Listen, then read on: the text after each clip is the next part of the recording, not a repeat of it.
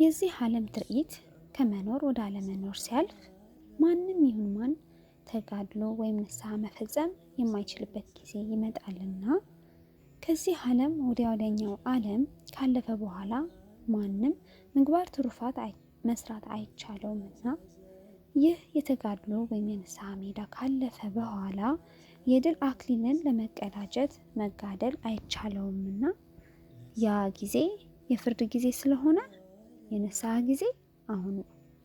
ያ ጊዜ አክሊላትን የመቀበል ጊዜ ስለሆነ የተጋድሎ ጊዜ አሁን ነው። ያ ጊዜ የእረፍት ጊዜ ስለሆነ አሁን የድካም ጊዜ ነው። ያ ጊዜ ደሞዝ መቀበያ ጊዜ ስለሆነ አሁን የልፋት የጥረት ጊዜ ነው። ስለዚህ ተነሳና እነዚያን ኃይላተ ቃላት ስማቸው ብዬ ማለድሃለሁ። እስከ አሁን ድረስ ለስጋችን ኖረናል። ከአሁን በኋላ ግን ለመንፈሳችን እንኖር። እስካሁን ድረስ ለዚህ ዓለም ተድላ ደስታ ኖረናል።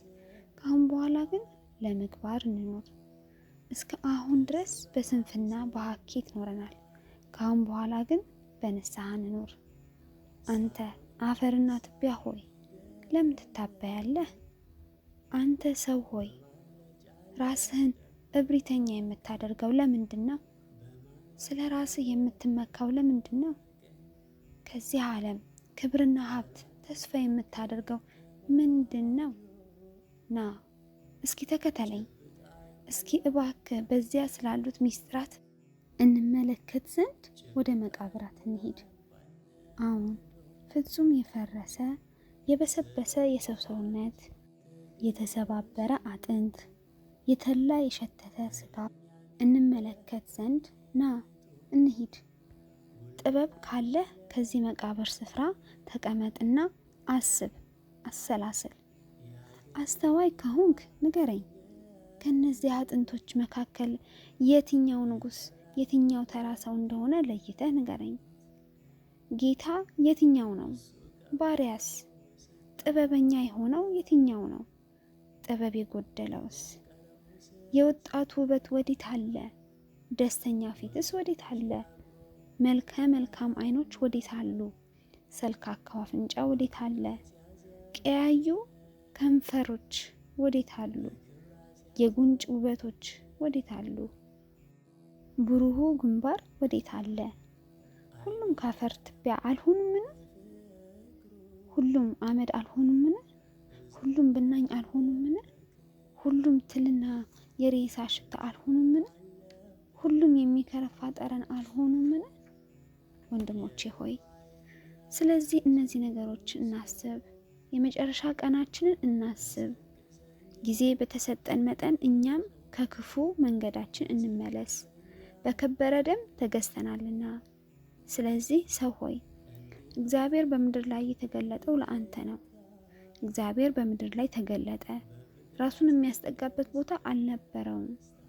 ምን ይደንቅ፣ ምን ይረቅ!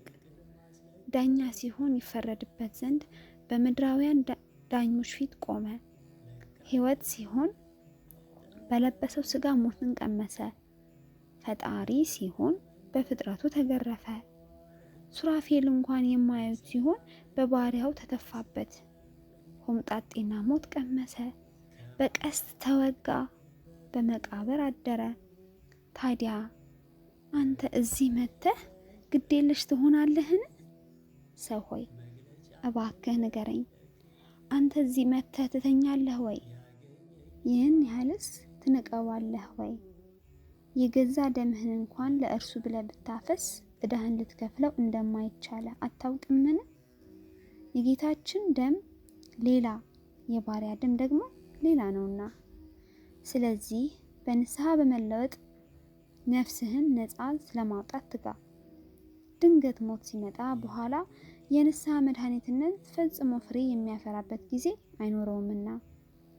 ንስሐ ኃያልነቷ በምድር ነው፣ በእሳተ ገሃነም ብቻ ኃይል አልባ ናት። ስለዚህ ጊዜ ስላለን ጌታችንን አሁን እንሻው። ሊመጣ ካለው ዘላለማዊ የእሳተ ገሃነም ቅጣት እንድንና ለመንግስተ ሰማያት የተገባን እንሆን ዘንድ በጎ የሆነውን ስራ እንስራ። ክብርና ጌትነት የባህሪ ገንዘቡ በሆነው በጌታችን በኢየሱስ ክርስቶስ ቸርነትና ሰውን መውደድ ዛሬም ዘወትርም እስከ ዘላለሙ ድረስ አሜን።